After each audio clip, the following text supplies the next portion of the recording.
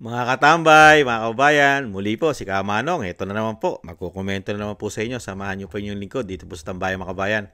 Magandang umaga po, tanghali, hapon, gabi. Madaling araw po sa ating lahat. Saan man sulok ng ating bansa o saan man sulok sa mundo tayo naroon, maingatan po tayo mga kabayan. Ito po, komentuhan na po natin mga kabayan. Ito po, pumutok na rin po. Sa wakas po, pinag-usapan na po sa mainstream media po mga tambay. Ito pong balita na pagbaliktad po. Yung pagbaliktad, bumaliktad na testigo ni Risa Hontiveros, ni Senadora mga tambay. Aba, tigas po ang tanggi ngayon na Senadora. Tigas ang tanggi. At syempre po, maghahain daw po siya mga tambay. Maghahain ng legal action dito po sa nagpaputok po at bumaliktad na testigo niya kay Pastor Kibuloy, kay dating Pangulong Duterte, kay Vice President Sara Duterte na pinagdadawit po nito. Nito pong si Michael Maurelio alias Rene. Si Michael Maurelio, mga tambay. Pakinggan po natin ang balita at komentuhan po natin mga kabay. Ibang klase po, no? Sino ba mamaniniwala sa tao na ito? Pakinggan po natin ang balita. Mariing itinanggi ni Senator Risa Hontiveros ang akusasyon ng dating testigong si Michael Maurilio na siya ay binayaran para magsalita laban kina Apollo Kibuloy, dating Pangulong Rodrigo Duterte at Vice President Sara Duterte. Ayon sa Senadora, voluntaryo ang lahat ng naging testigo sa pagdinig at may sapat silang ebidensya para patunayang peke ang bagong pahayag ni Maurilio. Naniniwala si Hontiveros na pinilit o binayaran si Maurilio para guluhin ang kaso laban kay Kibuloy at sindaki ng mga testigo. Bunso nito, naghahanda na ang kampo ng senadora ng legal na tugon laban sa mga nasa likod ng umano'y pananakot.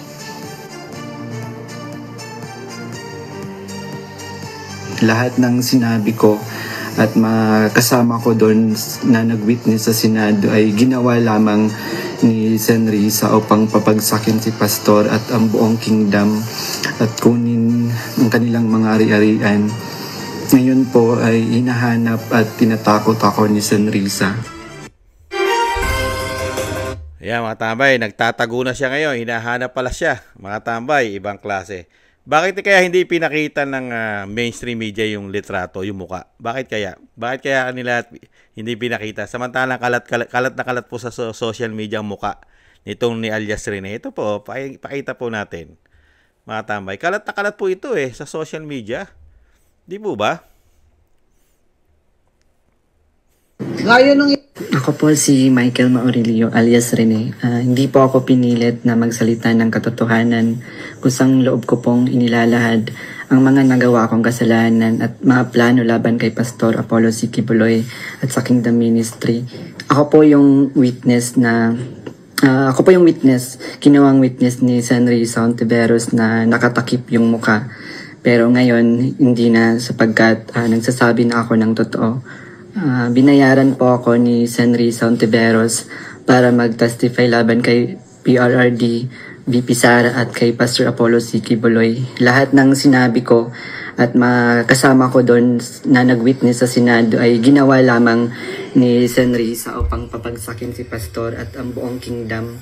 At Ayan po mga tambay, na-vlog na rin po natin yan. Sagutin po natin mga tambay. Nakita nyo po, nung panahon po na sinasabi po ni alias Rene na may takip ang kanyang muka, noon siya po ay nasa Senado, dahil nga po hindi totoo ang sinasabi raw niya. Ngayon, siya po ay nagpapahayag na ng katotohanan dahil siya po ay binayaran ng Senadora Hontiveros. Ay wala na pong takip ang mukha niya dahil totoo na, nagsasabi na siya ng totoo ngayon. Dahil, mga tambay, mukhang nagka-onsihan. Hindi kaya nagka-onsihan ito?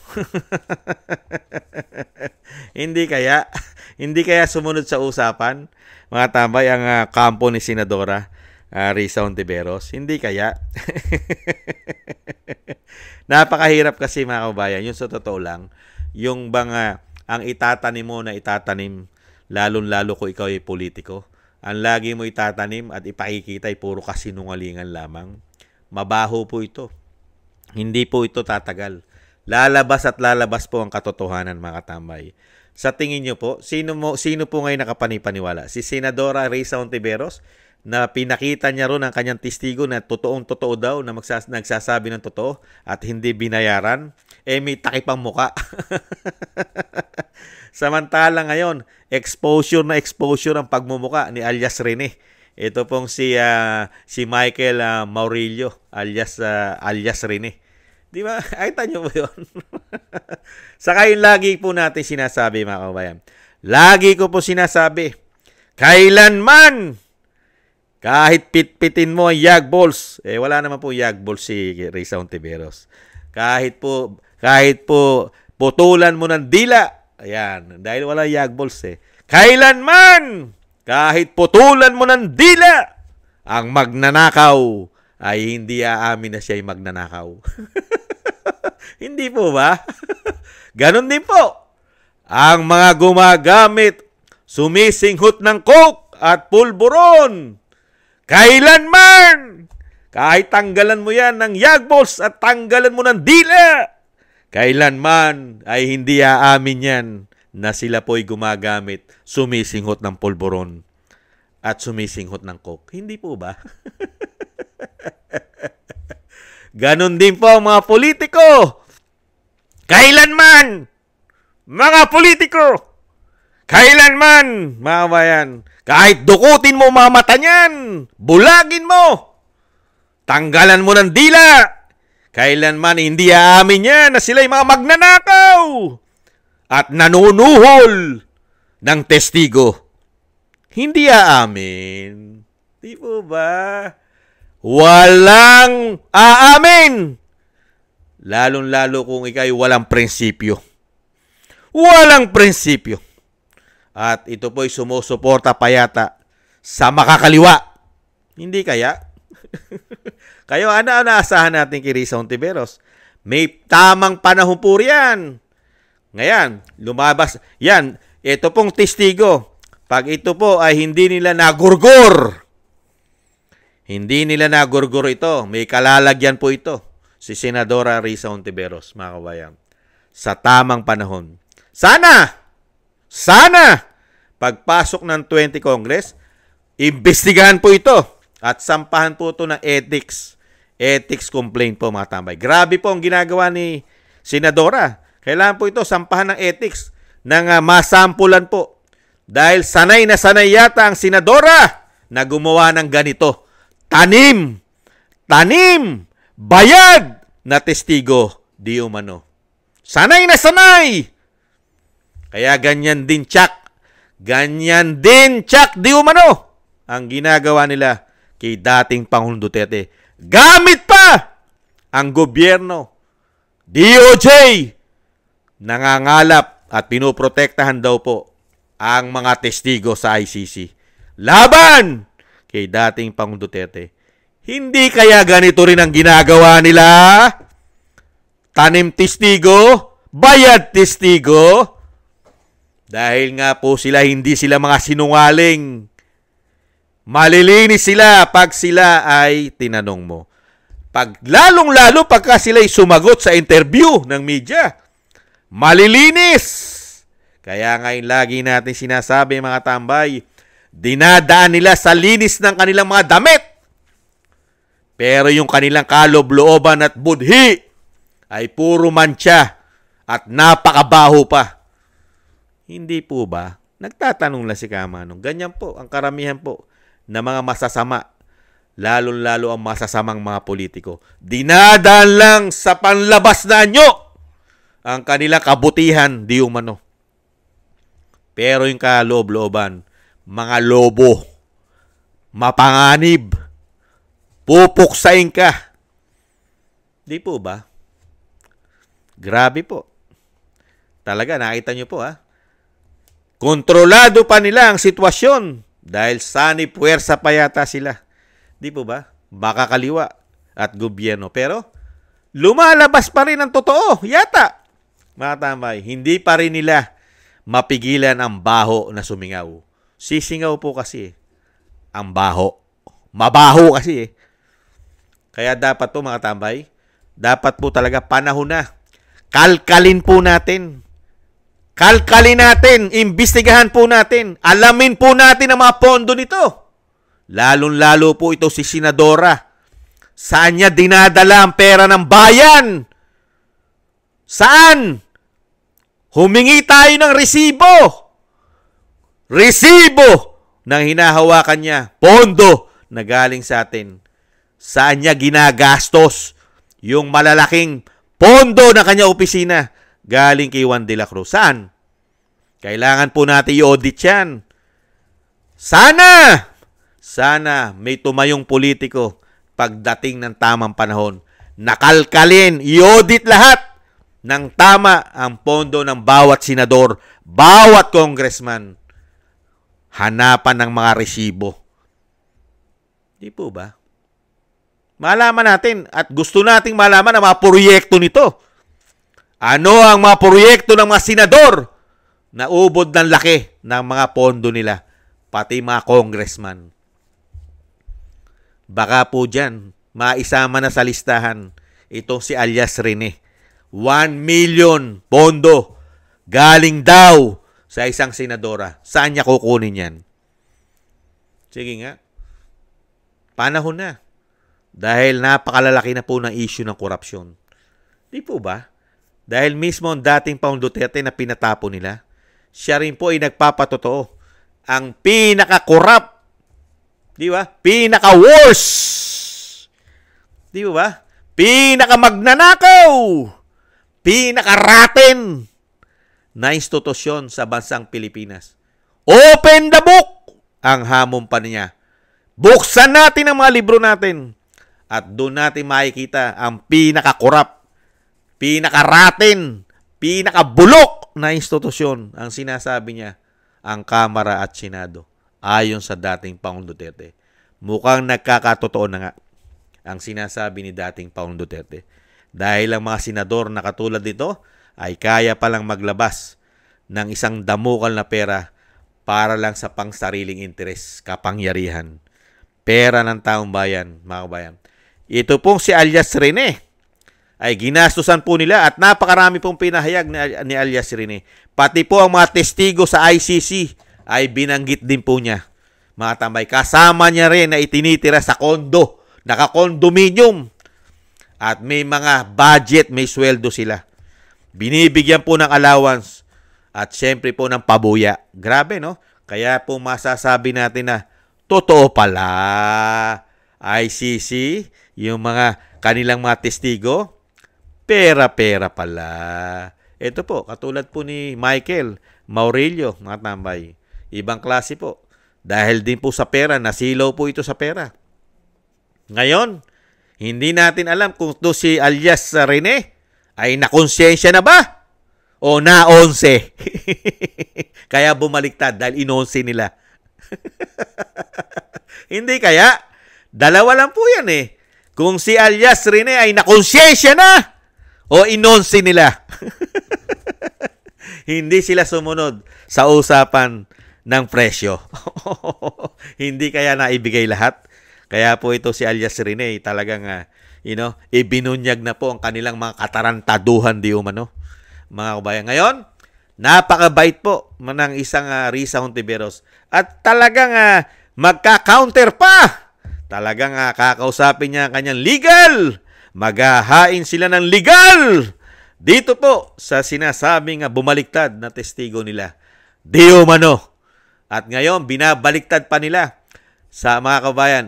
Mukhang nababayaran daw yung testigo niya para siya daw po ay ilubog sa kumunoy o sa basurahan. Unbelievable. Sanay na sanay po yata kayo. Yung issue nga lang sa PhilHealth, di ba? Kung meron lang pong senador at congressman, nakakalkalin po yan. Ito pong ginawa ni Senadora din na issue sa PhilHealth. Billion po yan. Billion! Billion! Di po ba? Kaya nga tama-tama sabi ng mga kababayan natin mga kababayan. Ibang klase raw po mga magnanakaw sa ating bansa. Dalawang klase raw po magnanakaw. Ang pinakamalaki raw na magnanakaw, ang pinakamalaki at pinakamapakarami na ninanakaw daw po sa ating bansa, mga tambay, ibang klase daw po, tatakbo muna sa magnanakaw. Hindi katulad daw po ng pangkaraniwang magnanakaw sa ating bansa. Magnanakaw muna, saka tatakbo. Kakaripas ng takbo para hindi mahuli. Di po ba? Yan yung pangkaraniwan. Pero, yung mga buhaya raw na magnanakaw, mga politiko na ubod ng gahaman daw sa pera, ibang klase naman daw po ang kanilang pamamaraan sa pagnanakaw. Ano daw po yon?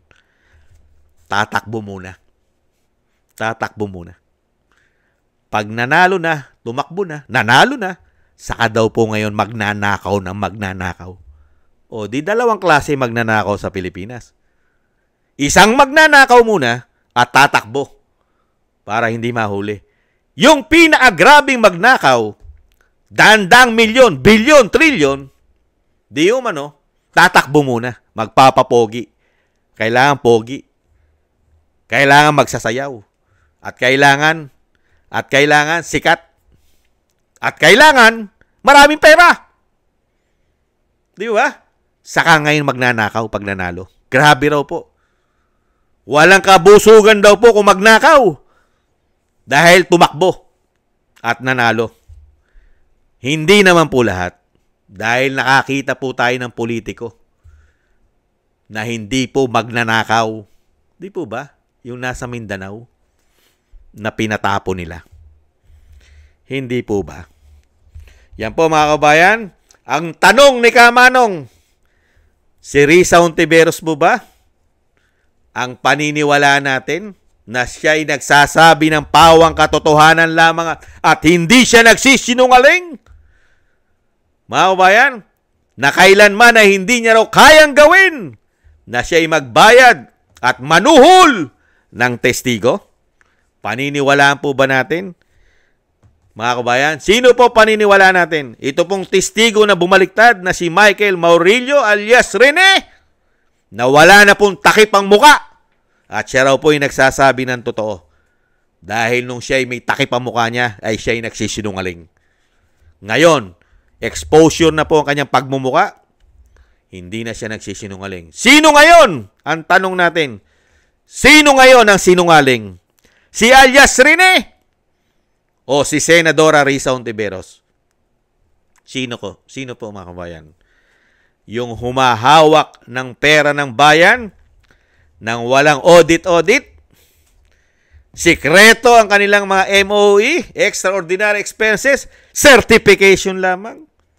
Napakalinis ng budhi. Hindi magnanakaw. Walang sikretong tinatago sa pondo ng bayan.